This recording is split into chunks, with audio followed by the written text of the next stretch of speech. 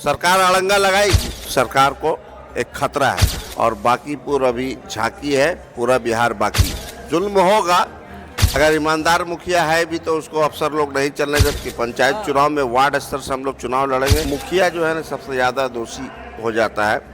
मिजाज बना लेंगे जिस तरह से बाकीपुर की जनता ने इंदिरा आवास में सब में घुसखोरी है, बाकीपुर की पीढ़ी जो है याद रखेगी। पूरे बिहार को मैसेज दे दिया है, जरूर जो है उखाड़ फेंकेंगे हम लोग।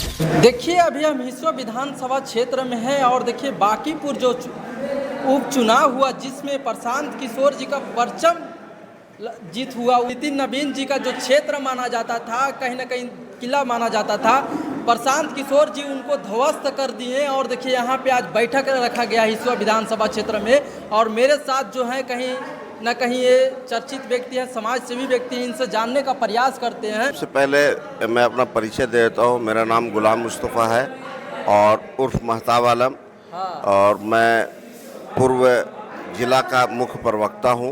HWG वर्तमान में HWG का मेंबर हूँ जनस्वराज का, और आपके चैनल के माध्यम से पूरे तमाम बिहार वासियों को धन्यवाद देता हूँ। और सबसे ज़्यादा धन्यवाद जो है बुद्धिजीवी मतदाता बाकीपुर को देता हूं, जिन्होंने जाति पाति के बंधन को तोड़कर और इतने मजबूत सरकार, इतना जो है डबल इंजन की सरकार, केंद्र में भी उसकी सरकार और बिहार में भी सरकार, तो कोई गढ़ नहीं होता है। जनता जब मन बना लेगा, युवा जब मन बना लेगा तो जरूर जो है उखाड़ फेंकेंगे हम लोग। और आपको लगता है कि डबल इंजन के सरकार के कहीं ना कहीं उसके बीच टिक पाएंगे प्रशांत किशोर जी? देखिए, मेरे प्रशांत किशोर जी के लिए एक शेर है कि कौन कहता है कि आसमान में सुराख नहीं हो सकता, कोई पत्थर तबीयत से उछालो यारो। तो इस तरह से अगर हम लोग तबीयत से काम कर लेंगे, मिजाज बना लेंगे जिस तरह से बाकीपुर की जनता ने पूरे बिहार को मैसेज दे दिया है, वार्ड स्तर से अगर हम लोग काम कर लेंगे तो बिहार को एक विकास का रास्ता दिखाने में हम लोग सक्षम हैं और सक्षम रहेंगे। प्रशांत किशोर जी कहते हैं कि वो हर एक ऐसा जो भ्रष्टाचार के खिलाफ लड़ेंगे, जो जहाँ पे घुसखोरी होता है उसके खिलाफ लड़ाई लड़ेंगे। बिल्कुल लड़ेंगे, इसलिए तो हमने कहा ना कि पंचायत चुनाव में वार्ड स्तर से हम लोग चुनाव लड़ेंगे और वार्ड ही से हम ईमानदार कार्यकर्ता को आगे ला करके उसको जिताना चाहते हैं, ताकि वार्ड स्तर से ही चोरी रुके। क्योंकि आप देखते होंगे ब्लॉक में जो है हर चीज़ में, राशन कार्ड में, जातीय आवासीय, कुछ भी छोटी छोटी चीज़ों में, इंदिरा आवास में, सब में घुसखोरी है। तो इसमें कहीं न कहीं पदाधिकारी जो है पदाधिकारी से मिलकर वार्ड स्तर से लेकर के इसमें मुखिया जो है ना सबसे ज़्यादा दोषी हो जाता है।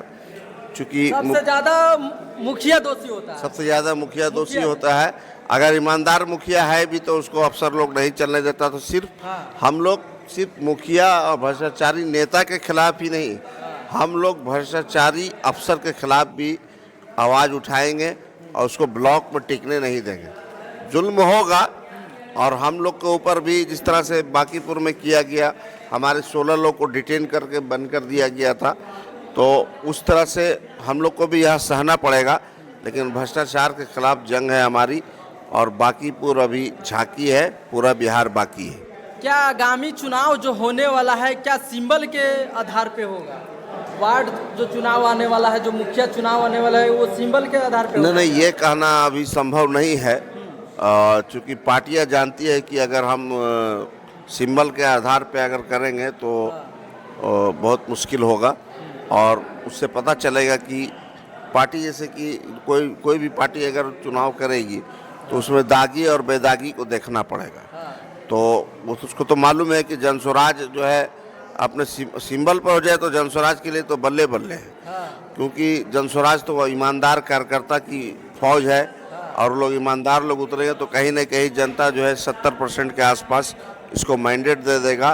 तो सरकारें जो है ना ग्राम पंचायत से ही चलती है, ठीक है ना, और वहाँ पर विकास होना शुरू हो जाएगा तो कहीं ना कहीं फिर सरकार को एक खतरा है। इसलिए सरकार नहीं चाहेगी कि सिंबल के आधार पर हो। लगातार प्रशांत किशोर जी बोलते हैं कि 7वीं फेल मुख्यमंत्री, इस पे क्या कुछ बोलिएगा आप? वो निश्चित है, वो तो मतलब उन्होंने अपने एफिडेविट में लिख करके दिया है क्या उनकी एजुकेशन है।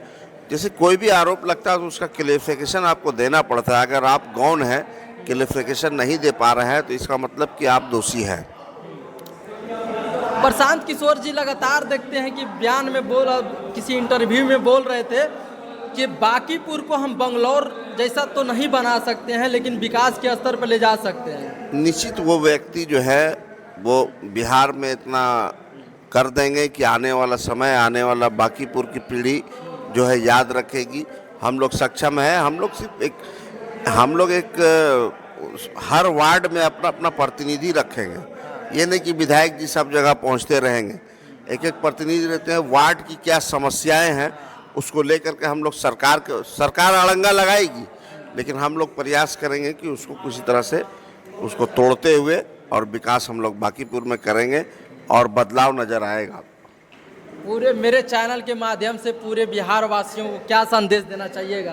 पूरे बिहार को हम एक ही संदेश देना चाहते हैं। जिस तरह से आज़ादी के लड़ाई में पहला प्रधानमंत्री आज़ादी के लड़ाई के बाद आज़ादी के लड़ाई में जिस तरह से तिरंगे झंडे के पास हम लोग आ गए थे, उसी तरह से बिहार की जनता कोई पीले झंडे के पीछे नीचे आ जाइए, एक छतरी के नीचे आ जाइए, जात पात का बंधन तोड़िए।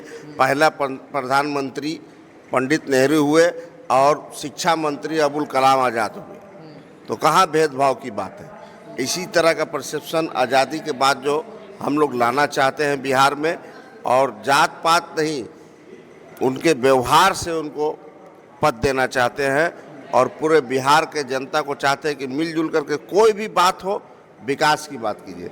शांति जहाँ पर रहेगी वहाँ पर विकास की गंगा बहेगी। चलिए, बाकी आप क्या सोचते हैं प्रशांत किशोर जी के बारे में?